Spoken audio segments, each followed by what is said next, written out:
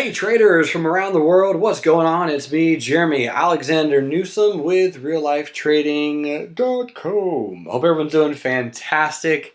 I'm laughing because I don't even really know how to sum up today. If you're looking at the SPY, you're like, what day? What happened? What's going on? No big deal here. Just making new higher highs, good volume, trends looking good. If you're looking over here at the Dow, like, what's going on, bro? New all-time highs, volume's kicking in. If you're looking at the IWM, oh, cool. Okay, a little bit of a doji at the all-time high. All right, whatever. Nice candle yesterday, good volume. But then if you look at the Qs, what a crazy day with some insane volume. Today wasn't really expected, of course. Obviously, I'm all about buying the dip. I like the dip. Today is a dip. Interested to see exactly what happens. I'm going to trade right into the 20 EMA. But here's what's interesting about this particular setup is you got some volume. And that's a little bit of a warning signal. I like volume. And the last time we got a good volume spike like this, kind of looked like this back here in July. We also got one that kind of looked like this right about here. Sorry, that was June. This is July. And then that was really about it. That kind of corresponds to where we are because we literally hit all-time highs just yesterday. The tech stocks took a nosedive today, a lot of them. And realistically, for the Qs to only be down 1.7% is not that bad. So a lot of volume coming in on the techs, in the Qs. The other stocks, indices didn't even care. Most sectors didn't even move at all. Like, they just went higher massively. So we're gonna look at some of those. A lot of volatility today. I truly got over 1,000 text messages today because cryptos went wild, retail went wild, tech went wild, up, down, insane, all over the place. What a just incredible day to be a day trader, swing trader, real life trader. Just an incredible day to know about the markets in general. So what's going to happen on the Qs? I don't know is the answer. Is this the all-time high of the market on the Qs? I doubt it. Probably not. It could be. Sure, it could be, but probably not. We wouldn't get this much warning. This is too much warning if this is the absolute top. In fact, here's the weekly chart. And the weekly chart, a little bit of a bearish candle. Got like a one black crow kind of thing. It feels a little bit like this. And if we're being honest with each other, this is a very healthy pullback if we get it. That is totally cool. If we get 5 or 6%, I mean, please, let's let that happen so we can go, even more bullish into 2018. I'm fine with that. So just something to think about, something to consider, and let's go look through some charts and some trades, shall we? Got some stocks that were requested. There's a lot of things to look at today. Man, airlines. So airlines up 4.5%. Here was the daily chart. They had a very good move yesterday. In fact, yesterday was the breakout in general. You got no pullbacks, a good gap this morning. A lot of traders making some good money on airlines. Here's the long-term moving averages. We gapped right above those on Southwest. Here's the weekly chart on Southwest. Here's the exponential moving averages bouncing off of the 50. So Southwest moved really strongly today. It's a retest gap by the dip. American Airlines had some crazy volatility. This put sale for January. Lost a lot of its value today, so feeling pretty happy about that. Delta Airlines had a really good gap. It has a double bottom down here with volume at a resistance by the dip. Spirit Airlines. Now usually we look at airlines on Transportation Thursday in the afternoon swing trading room. Spirit Airlines, this is one we've been keeping an eye on, had a very nice retest gap right here, retested and then bounced. This is a good trend. This is a cheap airline, and we're going to be keeping a very close eye on some Spirit to see if we can make a good move on this one. Now, the interesting thing is we also had some other swing trades bearish, right, that did not work. GILD, I got stopped out of today for a loss on GILD. So I got stopped out of that one. And then UTX, this was a weekly options newsletter trade. I'm going to get stopped out on that one. It's not working. It's moving higher today. So it is a tech company that did not go down. I mean, it's an aerospace and defense tech company, but, has the word technology in it, and it did not go lower.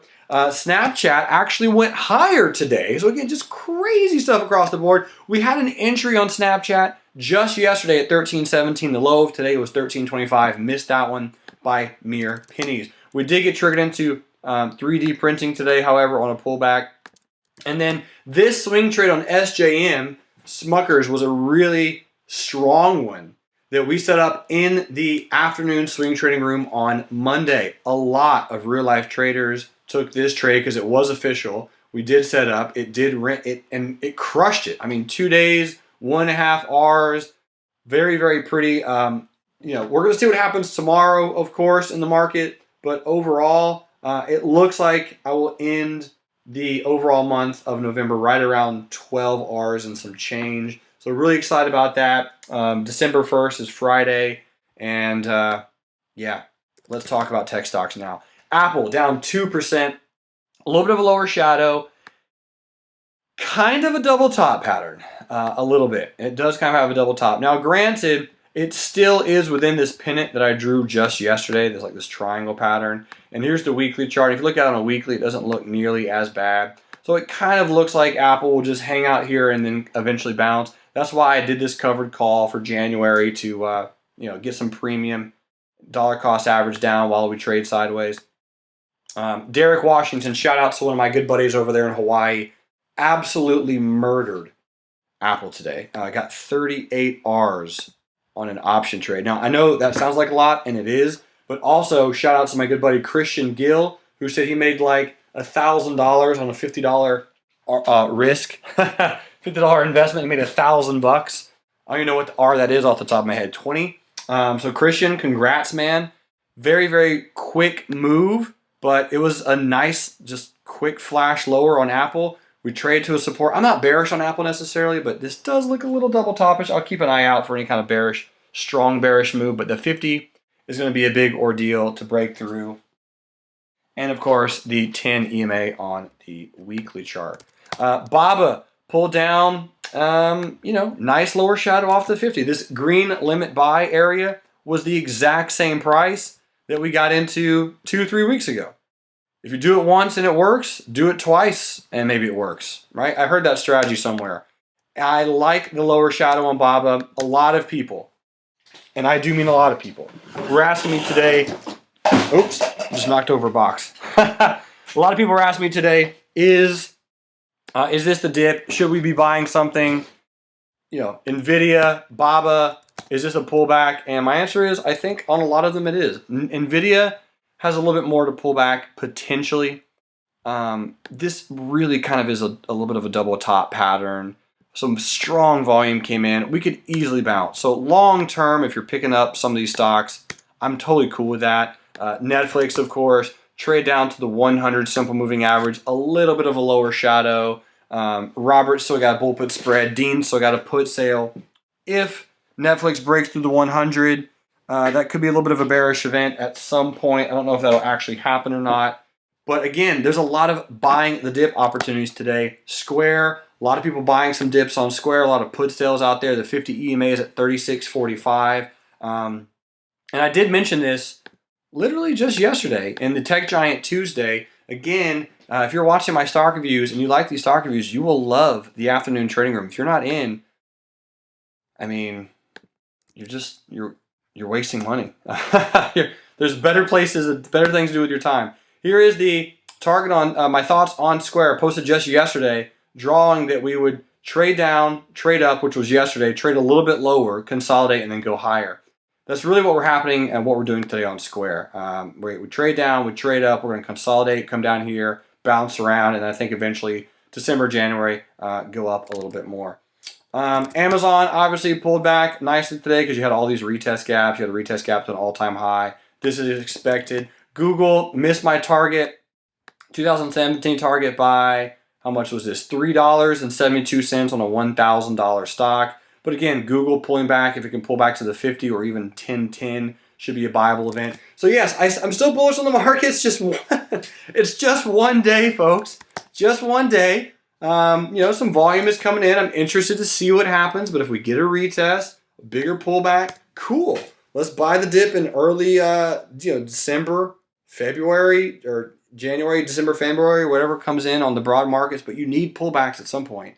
Nothing can just go up forever. So let's wait out this storm and have a good time. For my cryptocurrency fans, oh my jolly gee whiz. I hit my target on Bitcoin, 9,926. Very nice, very interesting, very pretty high wave candle here on Bitcoin. Ethereum got some pullbacks today, loading up on some Ethereum, really good pullback. Just retesting the triangle pattern breakout. Very strange that it would do that. I mean, who could have imagined that that would have happened? This breakout, this pullback, this retest, really incredible stuff. Here's the deal. If you are interested in cryptocurrencies, I have created a cryptocurrency podcast. Hop over to patreon.com, www.patreon.com. I'll put the link in the description box, and then you can click on /Industrial Revolution 4, INDUSTREV4. I'll put the link in the description box. You can click on that. If you're interested in cryptocurrency, you don't have to be, but if you are, hop over to this, become a Patreon. You can do it for $1 a month. All right, people, $1 a month. Come on. Become a Patreon, sign up, learn stuff, support the growing field that is the blockchain technology discussion forums, and let's start making some serious money on these, because at this point, I've been consistently profitable for 2 years. It's time for other people to know about this. And I love cryptos. I love the move. Some phenomenal stuff has come down the pike. And a lot of people have been asking me to create a cryptocurrency class, and I just don't know if there's enough interest in it yet. So if I get enough patrons, if let's say, I don't know, 45 of you sign up between now and the next month for $1, $2 a month, then I'll know some people really care. And I'll start creating creating some content. So, throw out there, throw some value. Let's grow together. Let's enrich lives together. Money is everywhere. Money is abundant. Money is created. You, ladies and gentlemen, are simply fantastic people. We have a few more stocks to look at. Let's look at Litecoin. Litecoin hit my target just today, selling off. Beautiful stuff. And then it gives you a good buy, the dip opportunity. So if you sold Litecoin at what is a very obvious resistance here at 90, and then of course up here on Litecoin at right there at 98, both of those were very obvious resistances. It's pulling back, and it'll probably pull back a little bit more and then get some buying opportunities. But Litecoin, Ethereum, Bitcoin will probably pull back over the next 2-3 weeks, and then go higher. Other stocks that were requested: Honeywell. My good friend Seymour made a good trade on Honeywell. Congrats, Seymour. This is the daily chart on that particular stock. Let me just get it pulled up. Really good trend. Can't argue with this one. Again, another stock that did not react at all to any kind of sell-off today. Just a good overall trend, going higher, doing its thing. BTSC. This is a Bitcoin ETF, and a lot of people trading this thing as well.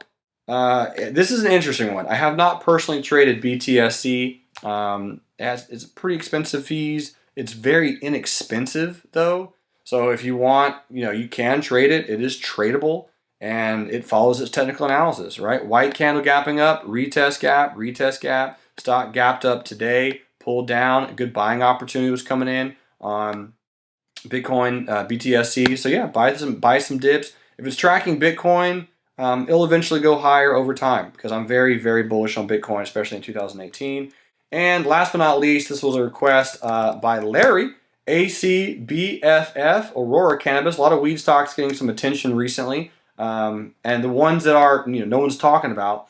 This one, big breakout, nice breakout of $3 back in November. A lot of Canadian pharmaceutical or medical marijuana stocks are really starting to take off recently. This one is just pulling back to a nice, potentially good spot to buy. Had a bunch of white candles. Right here was the first retest. Here's the second retest. Ebbs and flows, baby. Ebbs and flows. So we're pulling back by the dip, aka by the salsa on ACBFF. I think it can pull down a little bit lower, maybe down to about 450. But my good buddy Max has also been trading Canopy Growth, which has just been a pretty fun stock to trade. Ticker symbol WEED. I think this one's about to double top and pull back to the 50. And then, maybe we'll see if it's going to bounce or not. But, again, if you don't trade medical marijuana stocks, that's fine. They can be analyzed. I actually personally don't have that much risk in them overall. I don't really trade them. There's so many opportunities out there. Folks, abundance is everywhere. Smile, be glad, be amazing. I hope you enjoyed today's real life stock review.